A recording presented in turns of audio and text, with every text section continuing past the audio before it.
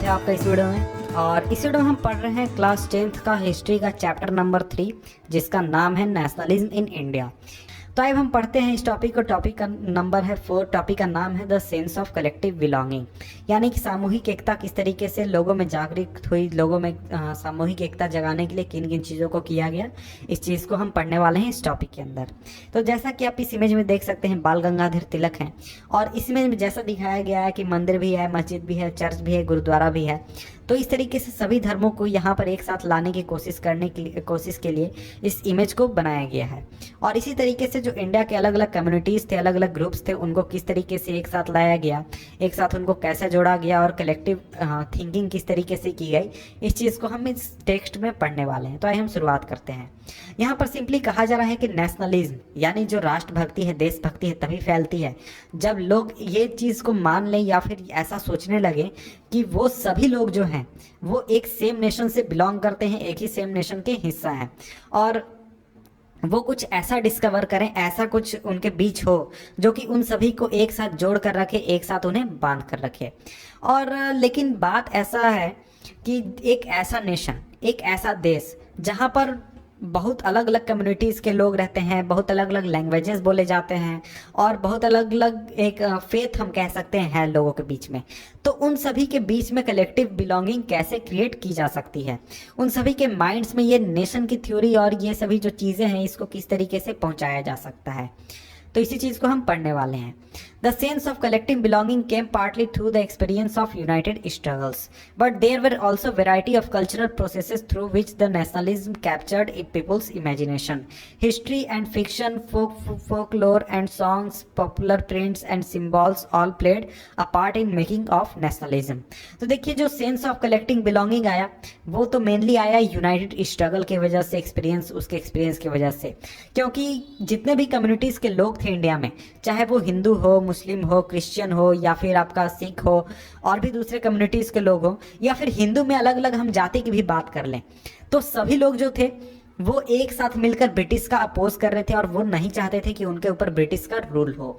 और इसके अलावा बहुत तरह के कल्चरल प्रोसेसेस भी थे जिनके वजह से नेशनलिज्म का भावना लोगों के दिमाग में आया, उनके इमेजिनेशन में पहुंचा।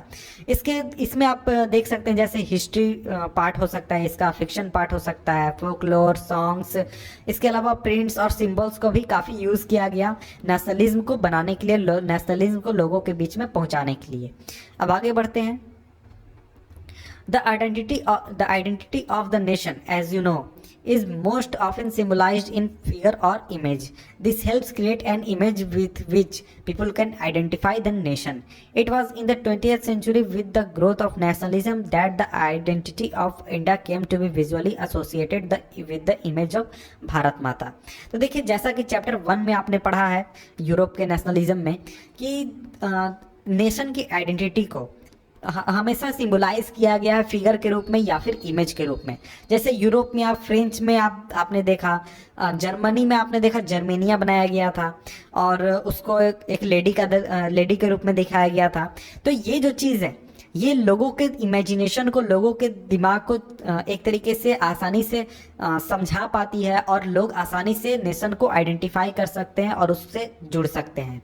तो 20th सेंचुरी में जैसे जैसे नेशनलिज्म ग्रो हो रहा था, उसी समय में जो इंडिया का जो आइडेंटिटी है वो एक तरीके से भारत माता के रूप में ग्रो होने लगा। उसके साथ लोगों ने एसोसिएट करना शुरू किया इंडिया की आइडेंटिटी को। तो इंडिया का जो फर्स्ट इमेज था भारत माता का, वो क्रिएट किया गया था बंकिम चंद्र चट्टोपाध्याय द्वारा, और 1870 में उन्होंने एक लिखा था वंदे मातरम हाइम लिखा था, और ये एक तरीके से डिवोटेड था किसको, मदरलैंड को, यानी कि भारत माता जो कि हमारी मातृभूमि है, इसको उन्होंने डिवोट किया था। और बाद में इन्होंने इस वंदे मातरम को इन्वॉल्व किया था अपने नोवेल में आनंद मठ जो उनका था। और ये मेनली आपको बहुत ही ज़्यादा यूज़ किया गया था वंदे मातरम को, बहुत ही ज़्यादा ये फेमस था स्वदेशी मूवमेंट में बंगाल में। और इस स्वदेशी मूवमेंट से एक तरीके से प्रेरित होकर अबिंद्रनाथ टैगोर ने अपना एक पेंटिंग बनाया, और उन्होंने भारत माता का जो उनका फेमस इमेज है वो उन्होंने क्रिएट किया। और शायद ये फिगर जो फिगर 12 है, यही देखिए, यही वो फिगर है जो कि बनाया गया था अभिनवनाथ टैगोर द्वारा। इस इमेज में जैसा कि देख सकते हैं, in this painting Bharat Mata is portrayal as an aesthetic figure, she is calm, composed, divine and spiritual.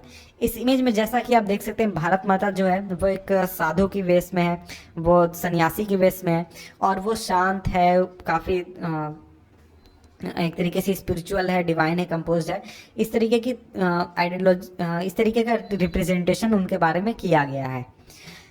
आगे के कुछ सालों में जो भारत माता का इमेज था उसको बहुत अलग अलग फॉर्म में बनाया गया। उसका रीज़न ये था कि बहुत सारे अलग अलग डिफरेंट आर्टिस्ट जो थे उन्होंने भारत माता की इमेज को क्रिएट किया था और उसको पॉपुलराइज किया था। और बाद में ये चलकर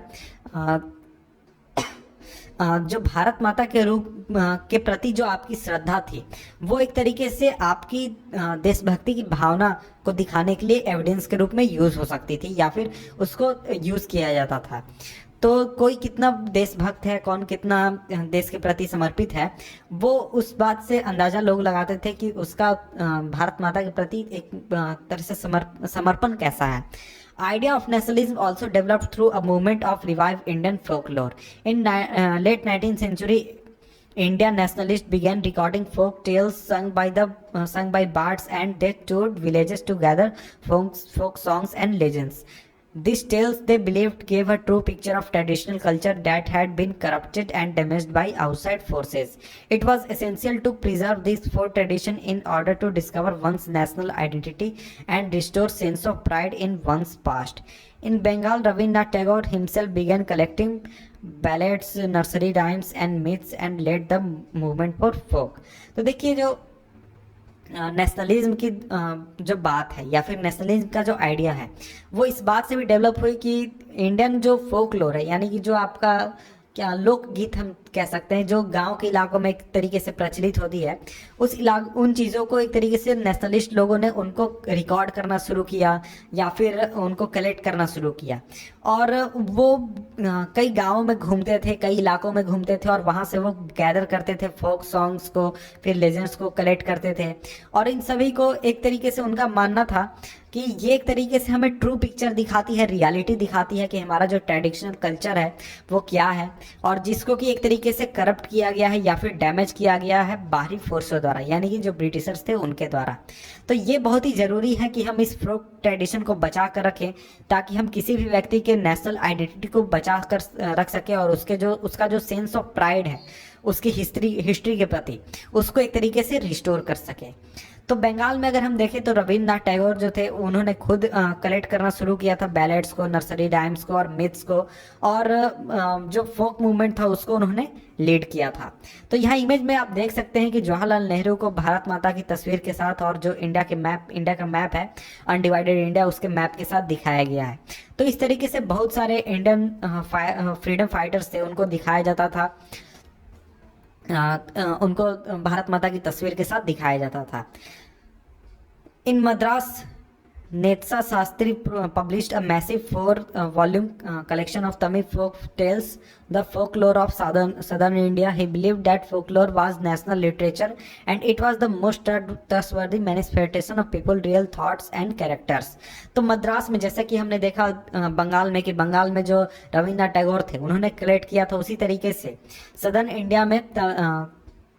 सदर्न इंडिया रीजन में नतेशा शास्त्री जो थी उन्होंने एक कलेक्शन किया था फोकलोर का जिसका नाम था फोकलोर ऑफ सदर्न इंडिया। उनका बिलीव करना ये था कि जो नेशनल लिटरेचर है ये बहुत ही ट्रस्टवर्दी है, एक तरीके से वो लोगों के रियल थॉट को, उनके कैरेक्टरिस्टिक्स को एक तरीके से दिखाती है और वो क्या सोचते हैं, वो क्या चाहते हैं, उनके एस्पिरेशंस क्या है, उनकी थिंकिंग क्या है, ये सभी वो दिखाती है।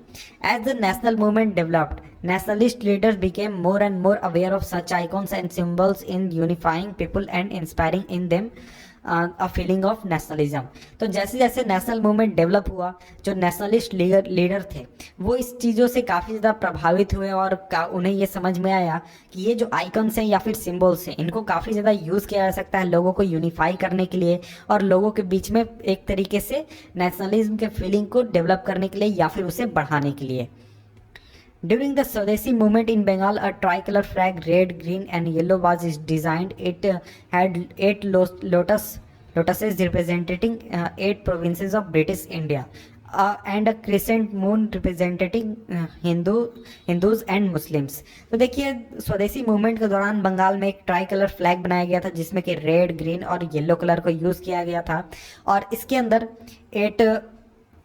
8 लोटस बनाए गए थे जो कि 8 प्रोविंसेस जो ब्रिटिश इंडिया के अंदर थे उसको रिप्रेजेंट करते थे। और इसके साथ ही एक आधा चंद्रमा बनाया गया था जो कि हिंदूज और मुस्लिम्स को रिप्रेजेंट करता था एक साथ। 1921 में या फिर 1921 आते आते तक जो गांधी जी थे उन्होंने अपना एक स्वराज फ्लैग बनाया था, इसमें भी ट्राई कलर 3 कलर यूज़ किए गए थे, रेड, ग्रीन और वाइट, और इसमें एक बीच में स्पिनिंग व्हील यानी कि जो चरखा है उसको सेंटर में रखा गया था जो कि गांधीयन आइडियल सेल्फ हेल्प यानी कि स्वराज एक तरीके से रिप्रेजेंट करता था, स्वशासन एक तरीके से रिप्रेजेंट करता था। और इस फ्लैग को कैरी करना और ये एक तरीके से दिखाता था जो विरोध था, जो ब्रिटिशर्स के प्रति विरोध था उसको एक तरीके से ये रिप्रेजेंट करता था। इसके बाद another means of creating a feeling of nationalism was through reinterpretation of history. By the end of 19th century, many Indians began feeling that to install a sense of pride in the nation, Indian history had to be thought about differently. The British saw Indians as backward and primitive, incapable of governing themselves. तो देखिए इसके अलावा एक nationalism का feeling को जगाने के लिए एक और तरीका यूज़ किया गया था, वो था हिस्ट्री का रीइंटरप्रिटेशन, यानी कि उसका हिस्ट्री का फिर से दिखाना, हिस्ट्री को फिर से रीराइट करना, या फिर जो चीज़ें पढ़ाई जाती थी उसके अलग अलग जो चीज़ें हैं उसको दिखाना। 19th सेंचुरी अंत होते होते तक जो इंडियंस थे उनको ये फील आने लगा कि लोगों में एक सेंस ऑफ प्राइड लाने के लिए हमें हिस्ट्री को अलग तरीके से पढ़ाना पड़ेगा, लोगों के बीच में पहुंचाना पड़ेगा। तो देखिए जो ब्रिटिशर्स थे वो इंडियंस को एक तरीके से बैकवर्ड लोगों के रूप में समझते थे और प्रिमिटिव लोगों के रूप में समझते थे, और वो समझते थे कि ये लोग खुद के ऊपर रूल नहीं कर सकते हैं। और इसके रिस्पॉन्स में जो इंडियंस थे उन्होंने अपने हिस्ट्री में सर्च करना शुरू किया और इंडिया के जो ग्रेट अचीवमेंट्स थे उनको एक तरीके से ढूंढना शुरू किया, और इसके बारे में उन्होंने राइट करना शुरू किया कि जो ग्लोरियस डेवलपमेंट्स हुए थे एंशिएंट टाइम्स में इंडिया में, जहाँ पर आर्ट और आर्किटेक्चर था, साइंस था, मैथमेटिक्स था, रिलीजन कल्चर डेवलप हुआ था, लॉ और फिलॉसफी थी, क्राफ्ट्स और ट्रेड फ्लरिश हो रहा था पास्ट इंडिया में। ये जो ग्लोरियस टाइम था उनके हिसाब से, यानी जो इंडियंस उस समय थे, ये कुछ समय के लिए डिक्लाइन में आया जब इंडिया को कॉलोनाइज किया गया, इंडिया को उसी समय में कब्जा कर लिया गया।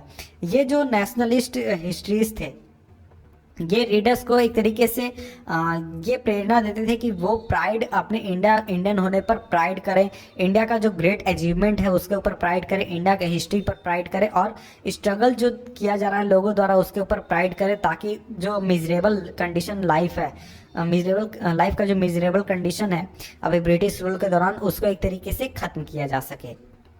इसके बाद आगे बढ़ते हैं।